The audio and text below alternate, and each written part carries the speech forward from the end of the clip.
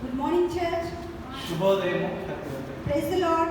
దేవునికి స్తోత్రం. Praise the Lord. It's a great pleasure to be in the presence of God. దేవుని సన్నిధిలో ఉండటం చాలా సంతోషకరమైనది. I thank God for giving me this opportunity to share the God's word. దేవుని వాక్యాన్ని మధ్యలో పంచుకోవడానికి దేవుడు నాకు మంచి అవకాశం ఇచ్చాడు. దేవునికి స్తోత్రం చెల్లిస్తున్నాను. Give a praise offering to God. దేవునికి స్తోత్రం చెల్లిస్తున్నాను. దేవునికి స్తోత్రం. Stand up for reading God's word. దయచేసి మనం దేవుని వాక్యం చదువుతుందా లేచి నిలబడదాం. దయచేసి లేచి నిలబడండి. The scripture portion for today's sermon is taken from Jeremiah chapter 1 verse 5. ఈ ఉదయకాల సమయంలో వాక్య సందేశం కొరకు ఏర్పాటు చేయబడినటువంటి లేఖన భాగము ఇర్మియా గ్రంథము 1వ అధ్యాయము 5వ వచనం. Before I formed you in the womb, I knew you. Before you were born, I set you apart. I appointed you as a prophet to the nations. యెహోవా వాక్కు నాకు ప్రత్యక్షమై ఇలా సెలవిచ్చును. గర్భములో నేను నిన్ను రూపింపక మునుపే నిన్ను ఎరిగితిని. నీవు గర్భం నుండి బయలుపడక మునుపే నేను నిన్ను ప్రతిష్ఠించితిని. జనములకు ప్రవక్తగా నిన్ను నియమించితిని. Let's do our Bible pledge. Please bring your Bibles close to your heart. దయచేసి మీ బైబిల్ని మీ హృదయానికి దగ్గర తీసుకురండి. బైబిల్ ప్రతిజ్ఞ చాలు. Your word Your word is written is written in my mind. in my mind. Your word is hidden is hidden in my heart. in my heart. Your word is is lamp a lamp unto my feet unto my feet and a light and a light for my path. for my path. I will seek you I will seek you with all with all my strength. my strength. I choose I choose to live to live my life my life according according to your word. to your word. Your word, Your word, O Lord, O Lord, is eternal. is eternal. Church, please be seated. దయచేసి కూర్చోండి.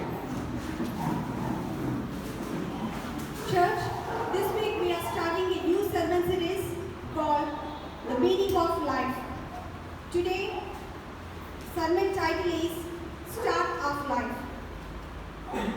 మరి ఈ రోజు నుండి మరి ప్రసంగముల యొక్క మాలిక వరుస క్రమంలో ఇంకొక భాగాన్ని మేము మీతో ప్రసంగిస్తున్నాం. అదేంటంటే జీవితం యొక్క అర్థం, అలాగే మంచి జీవితాన్ని ఎలా ప్రారంభం చేయాలనేది మీతో పంచుకుంటాం.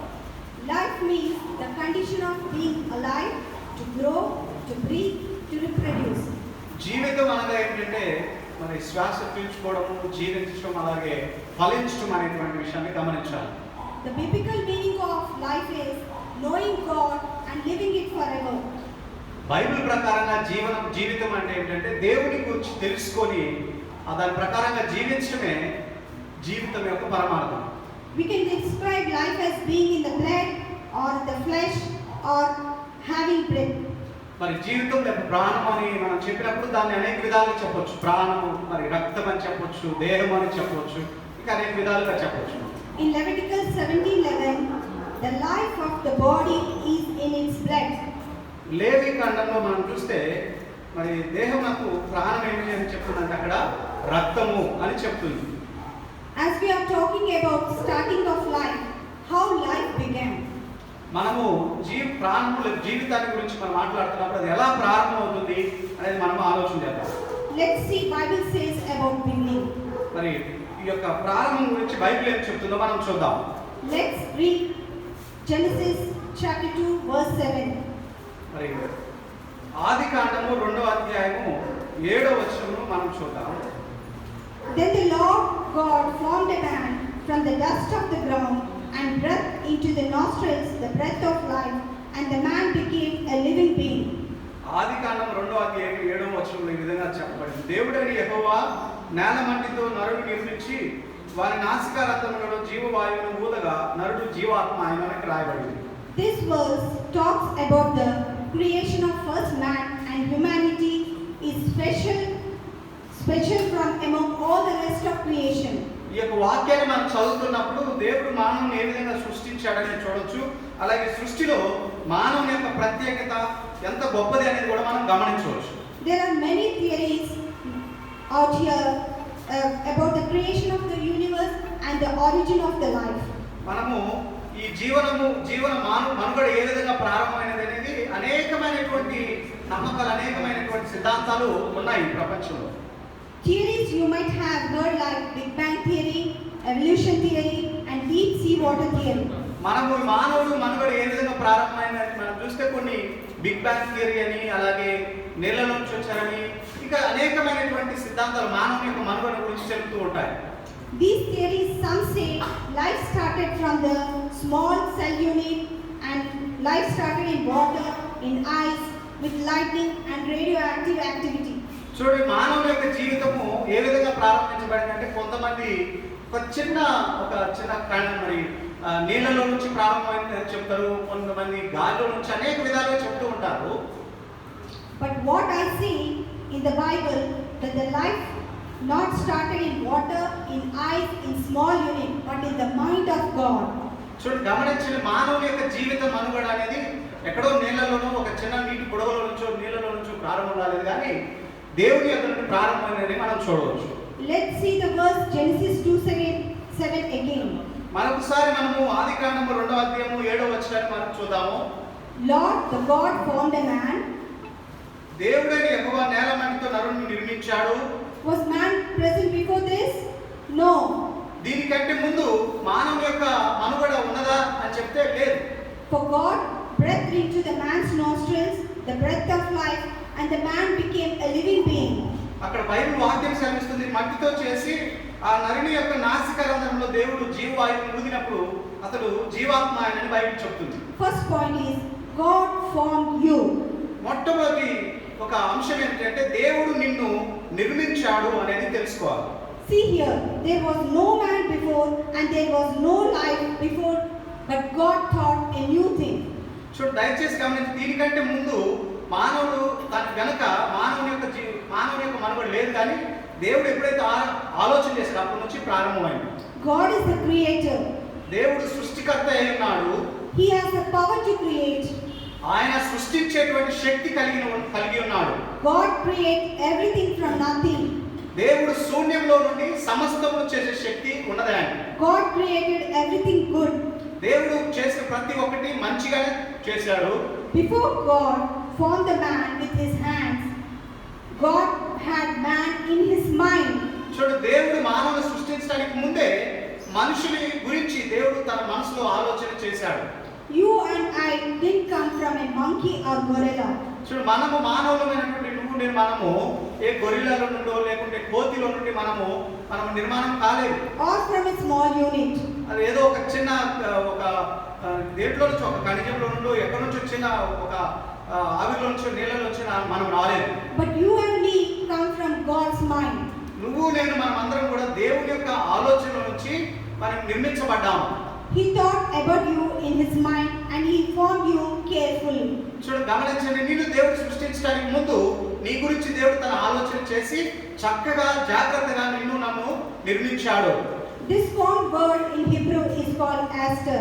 ఈ చిన్న పదం యొక్క అర్థం హెబ్రీ భాషలో యాస్టర్ అనేటువంటి పదాన్ని ఉపయోగించారు.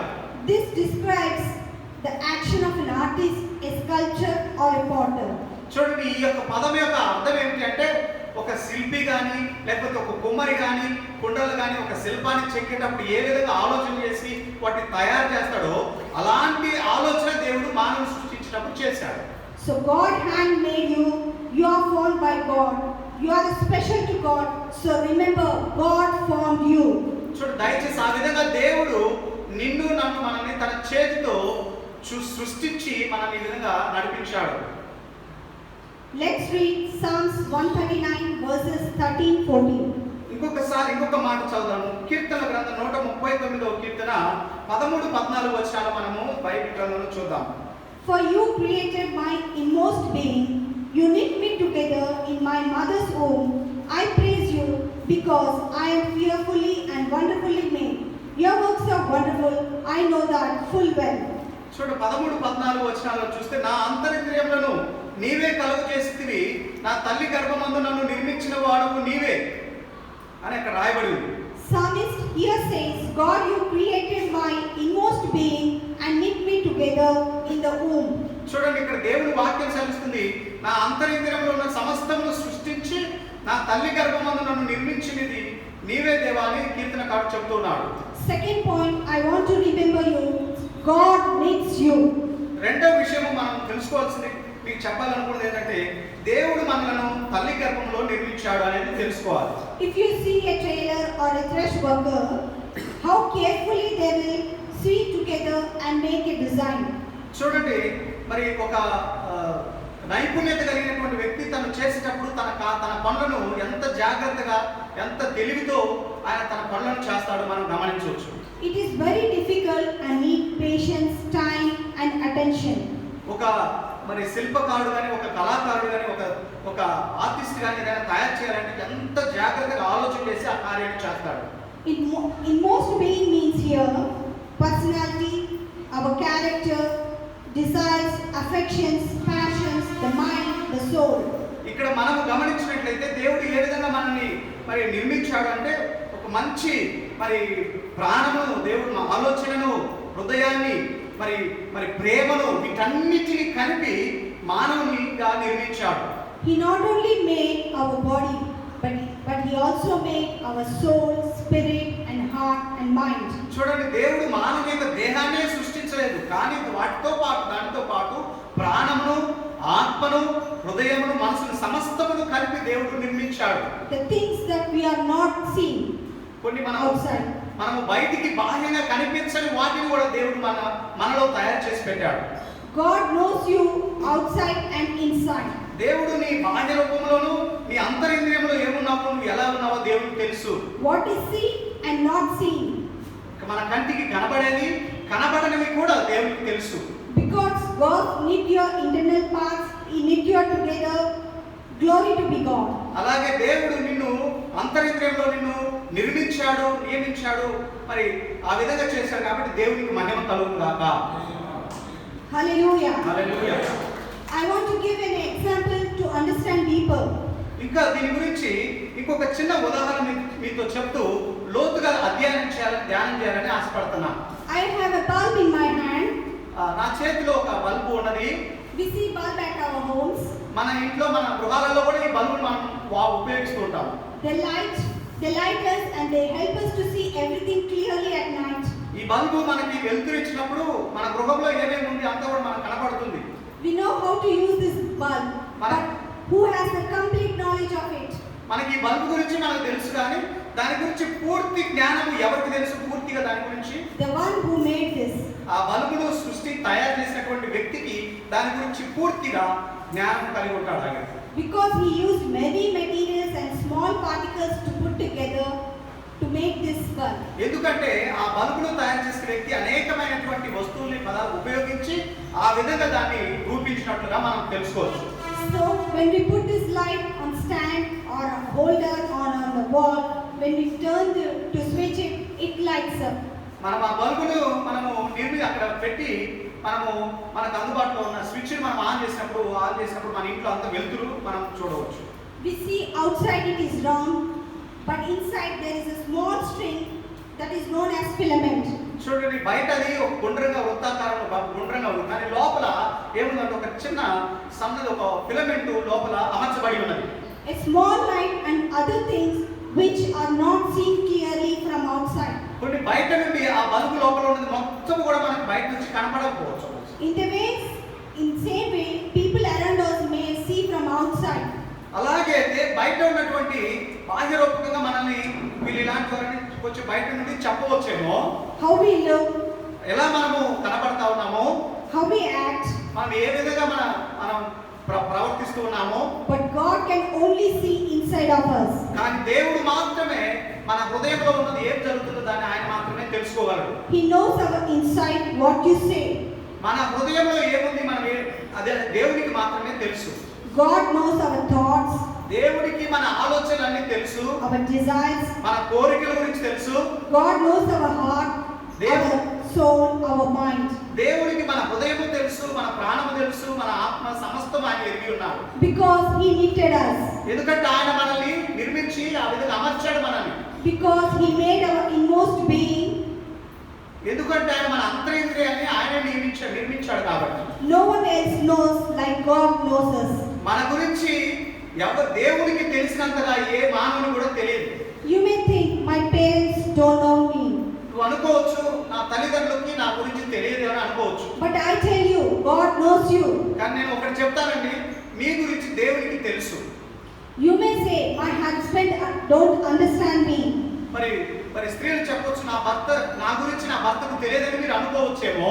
But God understands you. కానీ దేవుడు మిమ్మల్ని అర్థం చేసుకునేటువంటి జ్ఞానం ఆయన దగ్గర ఉన్నది. As a student, you may think that my teacher, she don't know my desires. నువ్వు ఒక విద్యార్థిగా ఉండి నా ఉపాధ్యాయుడు బోధకు నా గురించి సరిగా తెలుసుకోలేకపోవచ్చేమో నువ్వు అనుకోవచ్చు. But God knows your desires. కానీ దేవునికి నీ హృదయంలో ఉన్నటువంటి కోరికలన్నీ కూడా తెలుసు. God is telling you today, దేవుడు ఈ రోజు మీకు తెలియపరుస్తున్నాడు. you may be a child of 20 years or 40 years or 70 years old. ఒకవేళ నువ్వు చిన్న బాలుడు ఉండొచ్చు, ఒకవేళ 20 సంవత్సరాలు ప్రాయం కలిగి 40 సంవత్సరాలు ప్రాయం కలిగి ఉండొచ్చేమో నువ్వు. He is telling each one of us that he knows us inside out. అయితే దేవుడు ఈ ఉదయకాల సమయం చెప్తున్నాడు, నీ హృదయంలో బాధ్యంగా నువ్వు ఏమై ఉన్నావో మొత్తం కూడా ఆయన చూసి చెప్పగలడు. He knows you, he understands you. ఆయన నీ గురించి తెలుసుకోగలడు, ఆయన నీ గురించి ఆయన గ్రహించి అర్థం చేసుకోగలడు. He can look into you because he needs you. ఆయన నీ హృదయంలోనికి, నీ లోపలి అంతరంగంలోనికి చూస్తాడు, ఎందుకంటే నువ్వు ఆయనకి కావాలి కాబట్టి. Give a clap for God formed you and God needs you. దయచేసి దేవునికి స్తోత్రం చెప్పండి, ఎందుకంటే ఆయన నిన్ను నిర్మించాడు, ఆయన నిన్ను సృష్టించినందుకు దేవునికి స్తోత్రం చెప్పాలి. Let's see the verse from the book of Jeremiah that we read in the beginning. మనం ఒకసారి మొట్టమొదటిగా చదివినటువంటి ఆ భాగం, వాక్య భాగం ఇర్మియా గ్రంథం 1వ అధ్యాయం 5వ వచనానికి మన Bible తిప్పుదాము. Before I formed you in the womb, I knew you. Before you were born, I set you apart. I appointed you as a prophet to the nations. నీవు తల్లి గర్భంలో నిన్ను రూపంగా మునిపే నేను నిన్ను తెలుసుకున్నాను, నీవు గర్భం నుండి బయలుపడక మునిపే నేను నిన్ను ప్రతిష్ఠించి ప్రవక్తగా ఎన్నుకున్నానని దేవుడు చెప్తూ ఉన్నాడు. Third point is God knows you. మూడవ అంశం ఏంటంటే దేవుడికి నీ గురించి తెలుసు. We saw God has us in the mind and he formed you. మనం చూసాము దేవుడు మన అంతరింద్రియాన్ని ఏ విధంగా ఆయన నియమించాడు, నిర్మించాడని మనం చూసాము.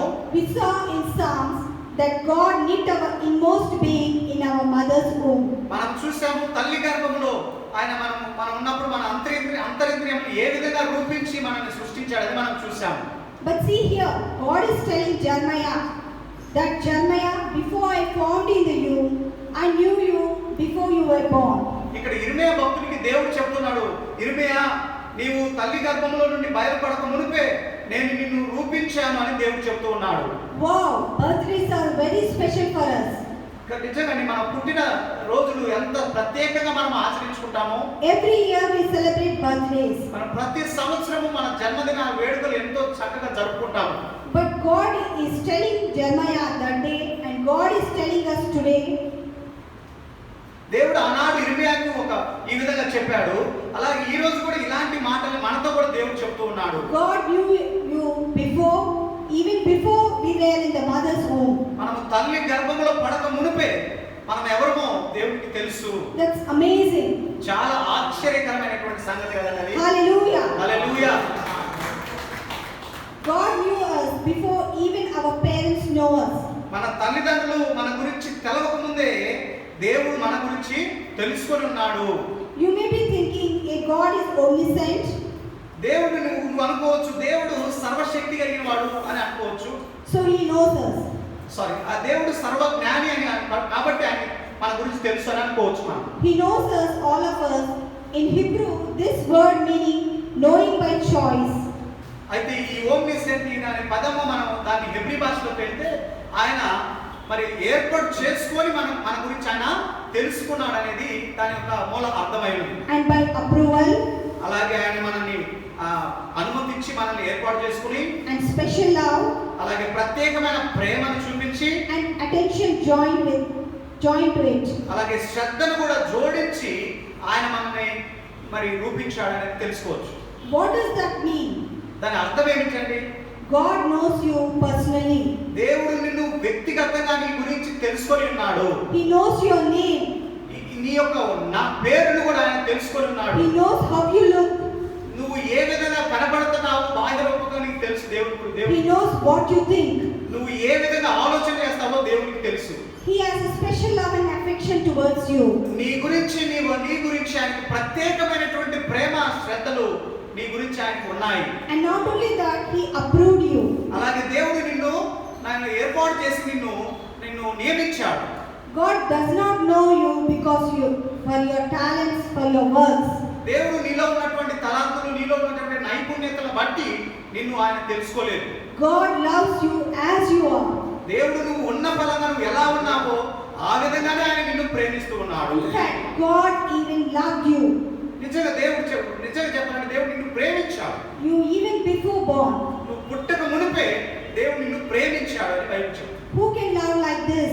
ఎవరు ఆ విధంగా మనల్ని ప్రేమించగలరు? That's why he wants all of us to know that. కాబట్టి ఈ యొక్క సత్యాన్ని మనం అందరం కూడా తెలుసుకోవాలని దేవుడు ఎంతో ఆశపడుతున్నాడు. God formed you, God knits you, God knew you. దేవుడు నిన్ను సృజించాడు, దేవుడు నిన్ను నిర్మించాడు, అలాగే దేవుడు నీ గురించి సమస్తము తెలుసుకొని ఉన్నాడు. In the beginning we saw that the Bible meaning of life is knowing God. మనము మొదటి వాక్య సందేశం చెప్పాము.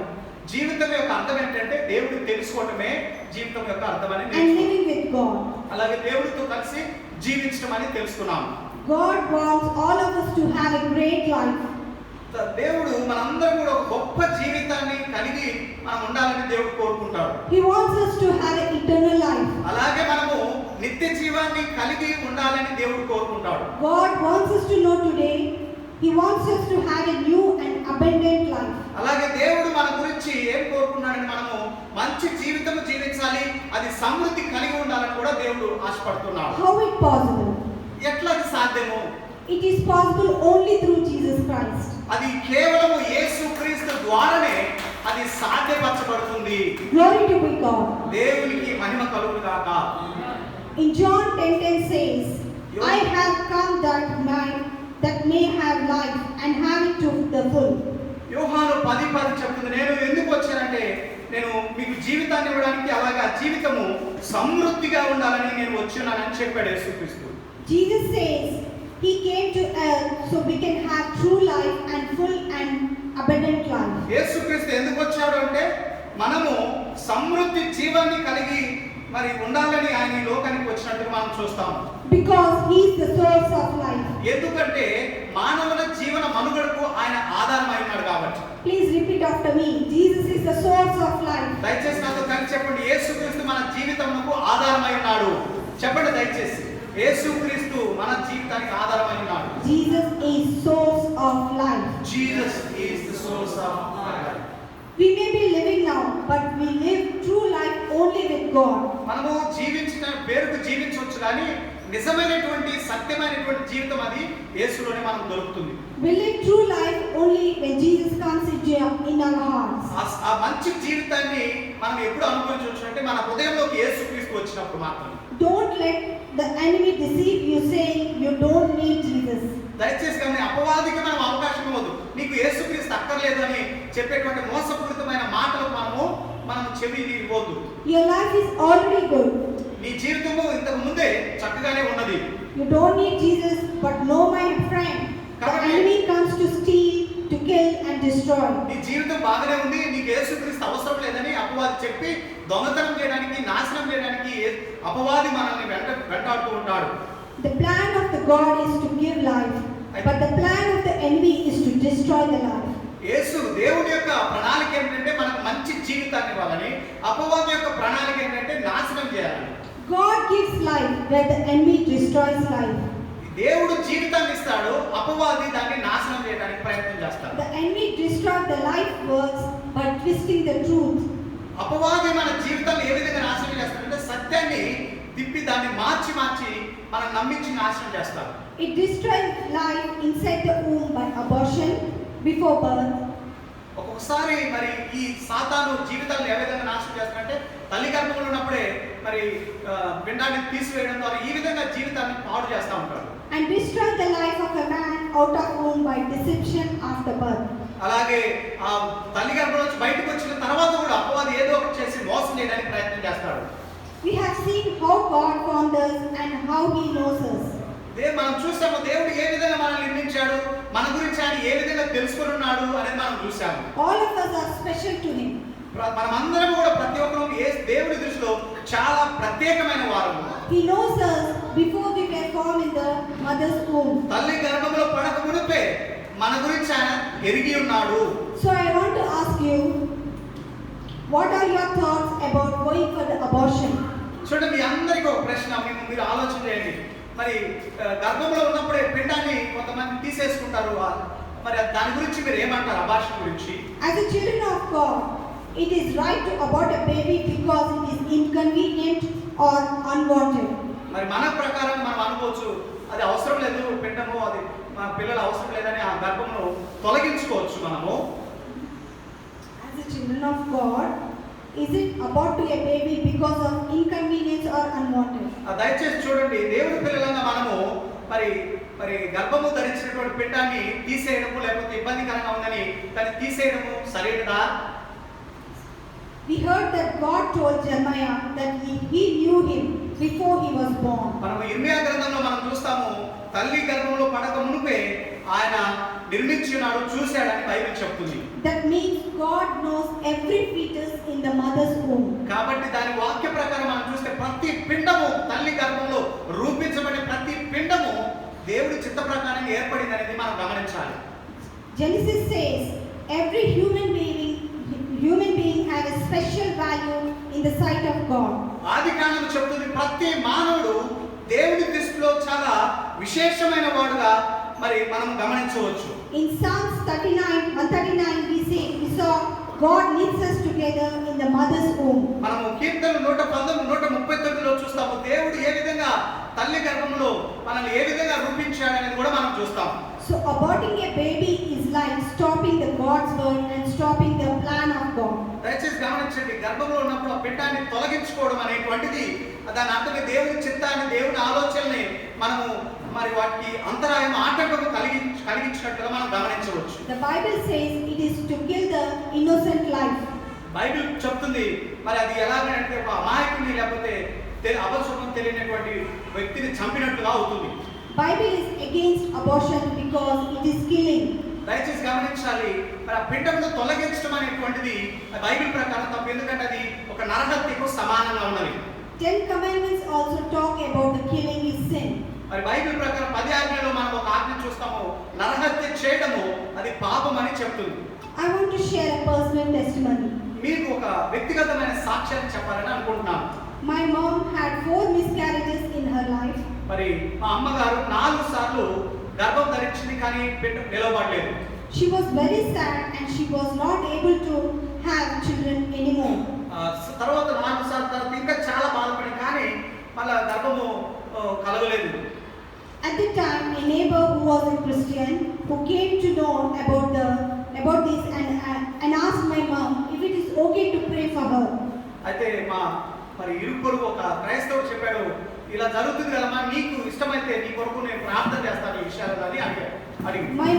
My mom agreed, and that night neighbor came and prayed for mom for 3 days.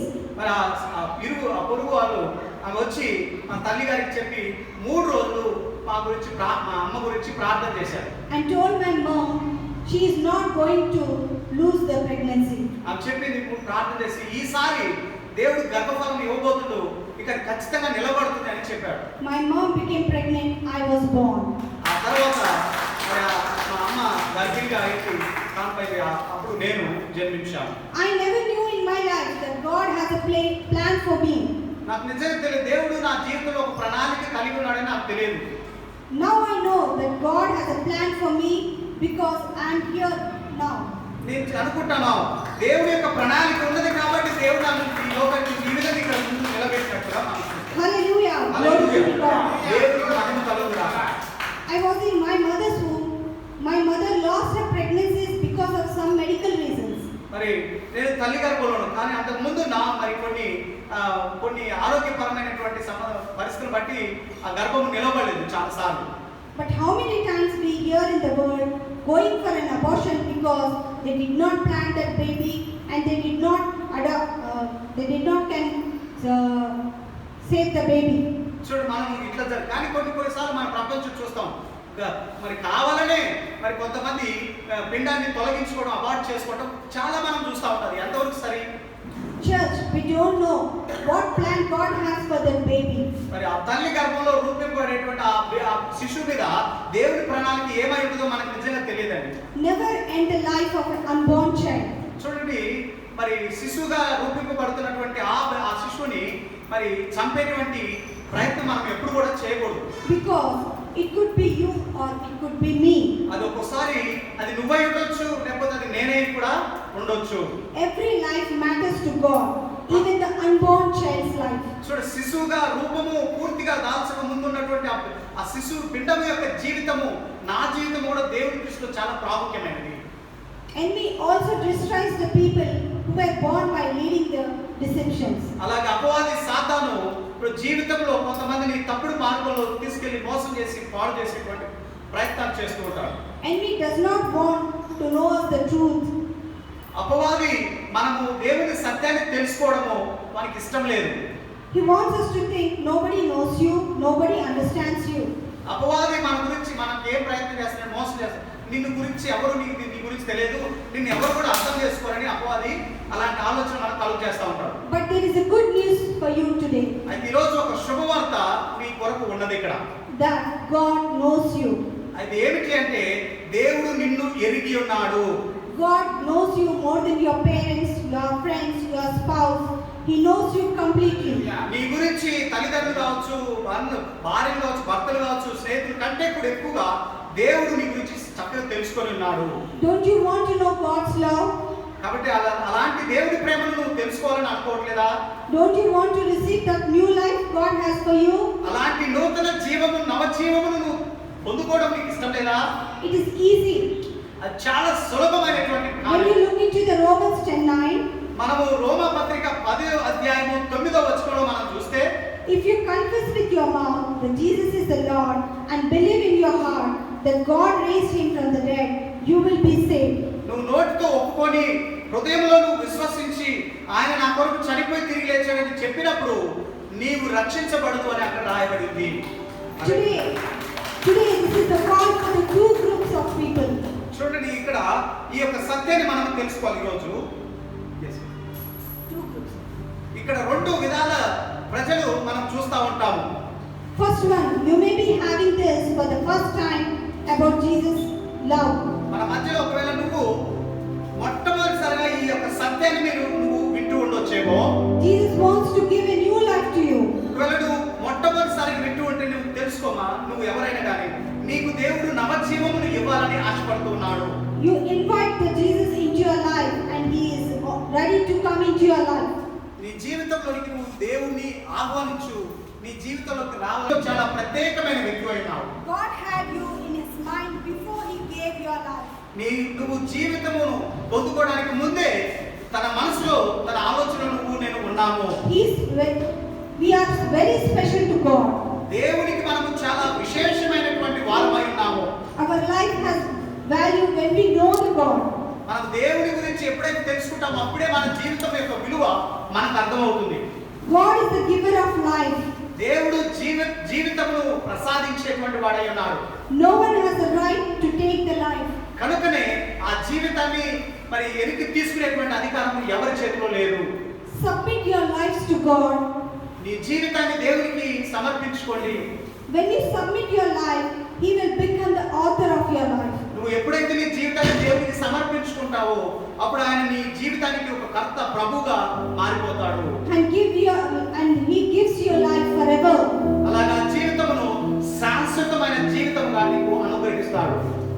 We know all these scriptures very well. Jesus is the way. Jesus is the truth. Jesus is the. మనకు తెలిసిన వాక్యము చాలా మనకందరికీ తెలుసు. యేసుక్రీస్తు నేనే మార్గమును, సత్యమును, జీవమునై ఉన్నానని చెప్పి